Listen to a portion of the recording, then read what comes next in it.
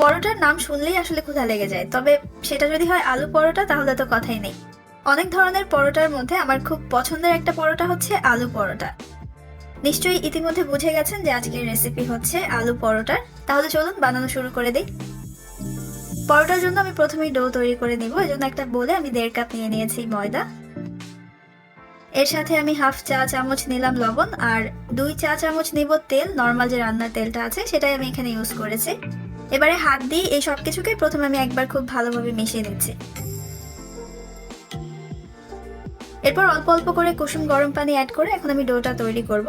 আর পরোটার এই ডোটা একটা নরম ডো হবে, আর তাছাড়া পানি কিন্তু অল্প অল্প করেই অ্যাড করতে হবে, কারণ একসাথে বেশি পানি দিয়ে দিলে পরে ডোটা নষ্ট হয়ে যাবে।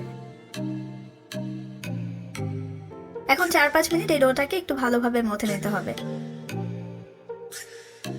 এই ডোটা এখন হয়ে গেছে। হাতে কিছুটা তেল লাগিয়ে নিয়ে আমি ডোয়ের উপর এভাবে একটু লাগিয়ে দিচ্ছি। এরপর এটাকে ঢেকে আমি আধা ঘন্টার জন্য রেস্ট হতে রেখে দিব। আর এভাবে উপরে একটু তেল লাগিয়ে রাখলে ডোটা পরে আর ড্রাই হয়ে যাওয়ার কোনো সম্ভাবনা থাকবে না। এখন ডোটা রেস্ট হতে হতে আমি পরোটার জন্য আলুর ফিলিংটা তৈরি করে ফেলবো। আর এজন্য আমি এখানে 3টা মিডিয়াম সাইজের আলু সিদ্ধ করে নিয়েছি। আর এখানে প্রায় 200 গ্রামের মতো আলু আছে। এখন আলুটাকে আমি প্রথমে ভর্তা করে নিচ্ছি। এখন হাই হিটে চুলায় আমি একটা ফ্রাই প্যান বসিয়ে নিয়েছি, আর এর মধ্যে আমি 1.5 টেবিল চামচ দিয়ে দিলাম তেল। তেলটা গরম হয়ে যাওয়ার পর এখন এর মধ্যে আমি হাফ কাপ দিয়ে দিয়েছি পেঁয়াজ কুচি। পেঁয়াজটাকে 2-3 মিনিটের জন্য একটু ভেজে নেব।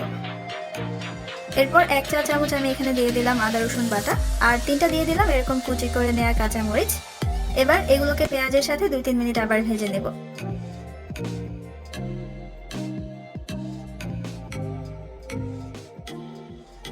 এখন এখানে আমি ভর্তা করে রাখা আলুটা নিয়ে নিলাম, নিয়ে এটাকে পেঁয়াজের সাথে মিশিয়ে নিব। এরপর এখানে আমি একে একে দিয়ে দিচ্ছি হাফ চা চামচ লবণ, 1/4 চা চামচ গোলমরিচের গুঁড়া, হাফ চা চামচ গরম মশলার গুঁড়া, হাফ চা চামচ জিরার গুঁড়া, হাফ চা চামচ লাল মরিচের গুঁড়া, আর হাফ চা চামচ দিলাম চাট মশলা। এখন এই মশলাগুলোর সাথে আলুটাকে আমি খুব ভালোভাবে মিশিয়ে দেব। 2-3 মিনিট আলুটাকে একটু ভেজে নিয়ে এখন এর মধ্যে আমি 2 টেবিল চামচ দিয়ে দিচ্ছি ধনেপাতা কুচি, দিয়ে এটাকে আবার একটু মিশিয়ে নেব।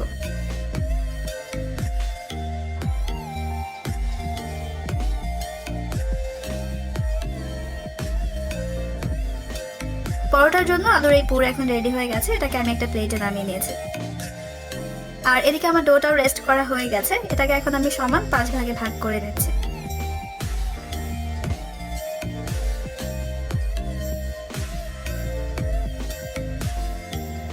একইভাবে আলুর পুরটাকে এখন আমি 5 ভাগে ভাগ করে নিয়েছি। এবারে প্রথমে একটা ডো হাতে নিয়ে এটাকে আমি এভাবে একটু চেপে নিচ্ছি, ঠিক যেমনটা আপনারা এখানে দেখতে পাচ্ছেন। এরপর এটাকে মাঝখান থেকে চেপে নিয়ে তারপর আমি সাইডগুলোকে এভাবে একটু চেপে চেপে ছড়িয়ে নিচ্ছি।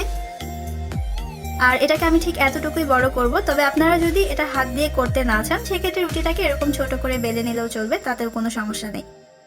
এখন আলুর পুরটাকে মাঝখানে বসিয়ে আমি এটাকে ঠিক এভাবে করে মুড়িয়ে নিচ্ছি।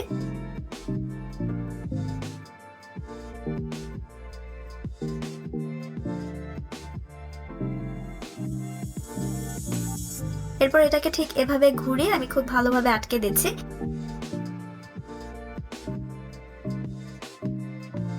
তারপর এটাকে একটু এভাবে চেপে নিয়ে এটাকে আমি আবার একটু গোল করে নিচ্ছি।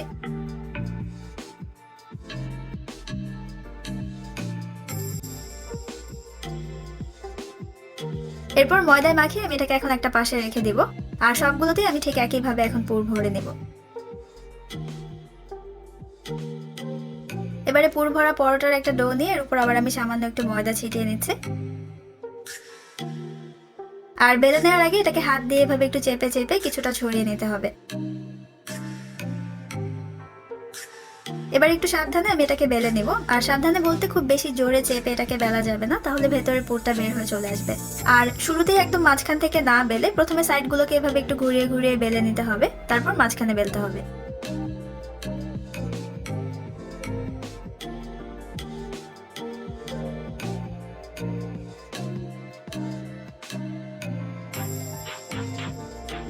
পরোটা আমি এরকম পুরো করে বেলে নিয়েছি। আর একইভাবে এখন সবগুলো পরোটাকে আমি বেলে নেব।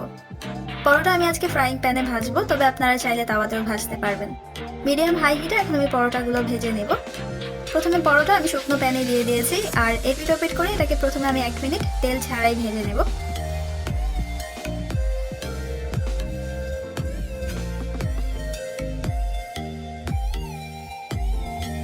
এক মিনিট ভেজে নেওয়ার পর এখন পরোটার উপর আমি 1 চা চামচ তেল দিয়ে দিচ্ছি। এরপর চামচ দিয়ে তেলটাকে আমি পরোটার গায়ে ভাবে একটু ছড়িয়ে দিচ্ছি। আর তেল দেওয়ার সাথে সাথে আমি পরোটাটাকে এখন উল্টে নিয়েছি। এরপর এই পাশ থেকে আবার 1 চা চামচ তেল দিয়ে দিচ্ছি। এখন ওপাশটাকে কিছুক্ষণ ভেজে নিয়ে আমি এটাকে আবার উল্টে দিয়েছি। আরো 2-1 বার উল্টে পাল্টে আমি এখন পরোটা ভেজে নিয়েছি। ব্যাস, ভাজা হয়ে গেছে আমার আলু পরোটা। পরোটা ভাজার সময় একটা বিষয় খেয়াল রাখবেন, সেটা হচ্ছে পরোটা কখনোই কম আঁচে ভাজা যাবে না, তাহলে পরোটাটা শক্ত হয়ে যাবে। চেষ্টা করবেন মাঝারি থেকেও বেশি আঁচে পরোটাটাকে ভেজে নিতে। আলু পরোটা আপনারা চাইলে এমনিতেও খেতে পারবেন, আবার চাইলে যে কোনো ধরনের মাংসের কারির সাথেও সার্ভ করা যাবে। বাসার রেসিপিটা ট্রাই করলে আমাকে জানাবেন কেমন হলো। আর আজকের ভিডিও দেখার জন্য আপনাদের সবাইকে অনেক ধন্যবাদ। সবাই খুব ভালো থাকবেন। আল্লাহ হাফেজ।